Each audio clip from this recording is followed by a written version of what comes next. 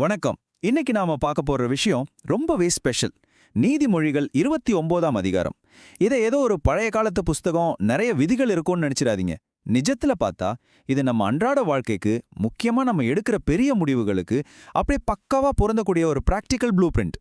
ஆமாங்க, நேரா விஷயத்துக்குள்ள போயிடலாம். இது வெறும் அறிவுரை கிடையாது. நம்ம வாழ்க்கையில தினமும் நடக்கிற விஷயங்களை அப்படியே படம் போட்டு காட்டுற ஒரு கண்ணாடி. உள்ளே போறதுக்கு முன்னாடி உங்ககிட்ட ஒரு நேரடியான கேள்வி கேட்கணும். நான் யாருடைய வார்த்தையை கேட்டு என் வாழ்க்கையை நடத்துகிறேன்? கொஞ்சம் யோசிச்சு பாருங்க. ரொம்ப ஆழமான கேள்வி இல்ல. ஏன்னா நாம எடுக்கிற ஒவ்வொரு முடிவும், பேசுற ஒவ்வொரு வார்த்தையும் யாரோ ஒருத்தரோட இல்ல ஏதோ ஒரு விஷயத்தோட தாக்கத்துல தான் நடக்குது. அது மனுஷங்களோட பார்வையா இல்ல உண்மையான ஞானமா? இந்த ஒரு கேள்விதான் இன்னைக்கு நாம பண்ண போற முழு அலசலுக்கும் ஒரு சூப்பரான பேஸ்மெண்ட். சரி, இன்னைக்கு நாம என்னென்ன பார்க்க போறோம்னு ஒரு சின்ன அவுட்லைன் சொல்லிடுறேன்.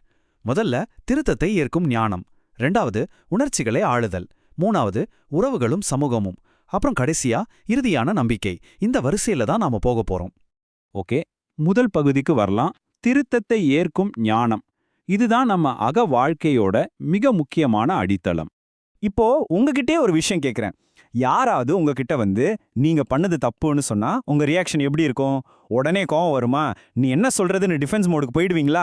இல்ல ஒரு நிமிஷம் அமைதியா நின்னு அவங்க சொல்றதுல ஏதாவது உண்மை இருக்குமான்னு யோசிப்பீங்களா? தொடர்ந்து நமக்கு கிடைக்கிற அறிவுரைகளை நம்ம ரிஜெக்ட் பண்ணிக்கிட்டே இருந்தா அது சடன் டிராப்லே, அதாவது ஒரு பெரிய வீழ்ச்சியில கொண்டு போய் விட்டுடும். ஆனா அந்த திருத்தத்தை யார் ஒருத்தர் ஏத்துக்கிறாங்களோ அவங்க வாழ்க்கையில தொடர்ந்து வளர்ந்துகிட்டே இருப்பாங்க. அதுதாங்க உண்மையான ஞானம். அடுத்தது 2வது பகுதி, உணர்ச்சிகளை ஆளுதல். முக்கியமா நம்ம கோபத்தை எப்படி டீல் பண்றதுன்னு பார்க்கலாம். கோபத்தை பத்தி பொதுவா நாம என்ன நினைச்சிட்டு இருக்கோம்? தப்பு நடந்தா உடனே ரியாக்ட் பண்றதுதான் கெத்துன்னு நினைப்போம், கரெக்டா? ஆனா இந்த விஷயம் அது அப்படியே சுக்குநூறா உடைக்குது.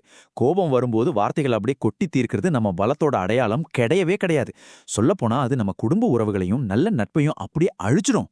ஆனா கோபம் வந்தாலும் ஒரு நிமிஷம் நிதானமா யோசிச்சு செயல்படுறோம் பாத்தீங்களா? அதுதான் மாபெரும் ஞானம். கோபத்தை அடக்கிறது பலவீனம் இல்லைங்க, அதுதான் பிரச்சனைகளை ரொம்ப அமைதியா தீர்க்கிற ஒரு சூப்பரான ஆயுதம். இப்போ மூணாவது பகுதிக்கு வருவோம். உறவுகளும் சமூகமும். உள்ளுக்குள்ள நடக்கிற மாற்றங்கள் எப்படி வெளி உலகத்துல தாக்கத்தை ஏற்படுத்துதுன்னு பார்க்கலாம். குழந்தைகளுக்கான ஒழுக்கம்.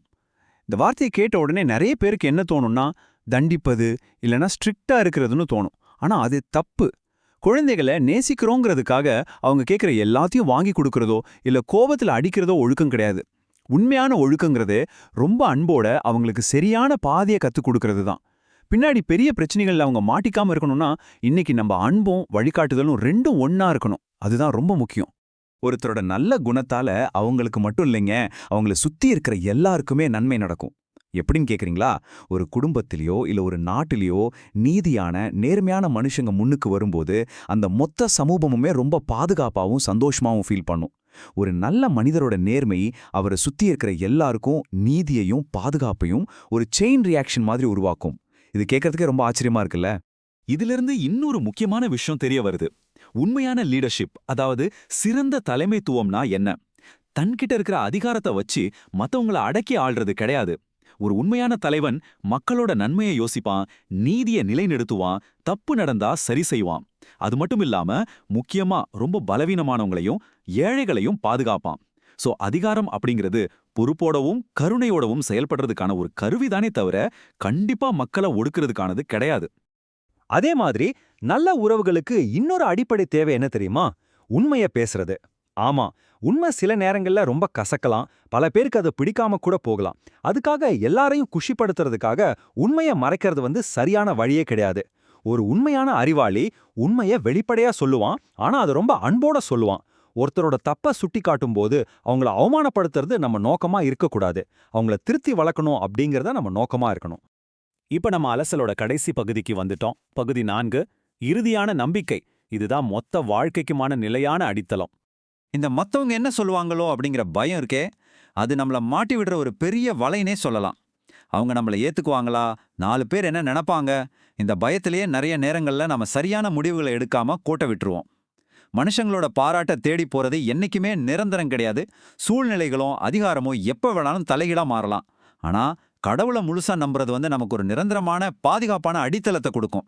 மனுஷ பயம் நம்மள அப்படியே கட்டி போட்டுடும், ஆனா நம்பிக்கையோ நமக்கு முழுமையான விடுதலையை தரும். இப்போ இதுவரைக்கும் நாம பேசின இந்த மொத்த அதிகாரத்தோட சாராம்சத்தையே ஒரு 3 ஸ்டெப்ஸ்ல சுருக்கமா சொல்லிடலாம். ஞானமான வாழ்க்கைனா நம்ம இஷ்டப்படி வாழ்றதில்ல, ஒரு தெளிவான பாதையை ஃபாலோ பண்றது. நம்பர் 1 திருத்தத்தை ஏத்துக்கிறது, நம்பர் 2 நீதியோட வாழறது, நம்பர் 3 கடவுளை முழுமையா நம்புறது. இந்த மூணும் ஒன்னோட ஒன்னு அப்படி பின்னி பிணைஞ்ச ஒரு விஷயம். இன்னைக்கு நாம பார்த்த அத்தனை விஷயங்களுக்கும் ஒரு சூப்பரான கன்க்ளூஷன் என்னன்னா, இத உங்க மனசுல ஆழமா பதிய வச்சுக்கோங்க. மனித பயத்தை விட தேவனை நம்பு, கோபத்தை விட ஞானத்தை தேர்ந்தெடு, அநீதியை விட நீதியை பின்பற்று. இதை விட ஒரு தெளிவான பிராக்டிக்கலான வாழ்க்கை வழிகாட்டுதல் வேற எங்கேயும் கிடைக்காதுங்க. இது ஏதோ ஒரு தத்துவம் இல்ல. நாம தினமும் இப்படி மூச்சு விடுறோமோ அதே மாதிரி நம்ம வாழ்க்கையில தினமும் கடைபிடிக்க வேண்டிய உண்மையான ஞானம் இது. சரி, இப்ப மறுபடியும் நாம ஆரம்பிச்ச அதே கேள்விக்கே வருவோம். இவ்ளோ விஷயங்கள் பார்த்திருக்கோம். இப்ப கொஞ்சம் யோசிச்சு பாருங்க. நீங்க அடுத்ததா ஒரு பெரிய முடிவை எடுக்க போறீங்கன்னா, அது மத்தவங்க என்ன சொல்வாங்களோன்ற பயத்துல எடுக்க போறீங்களா? அல்லது நாம இன்னைக்கு பேசின இந்த உண்மையான ஞானத்தோட அடிப்படையில் எடுக்க போறீங்களா? இந்த ஒரு ஆழமான சிந்தனையோட இன்னைக்கு நான் விடைபெறேன்.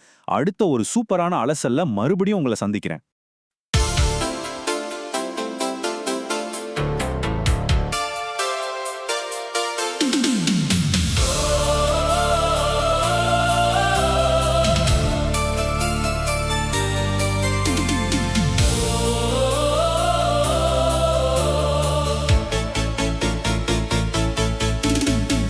ஞானத்தின் பாதையில் நடப்போம் நாம், தேவனின் வார்த்தையை பற்றுவோம் நாம்.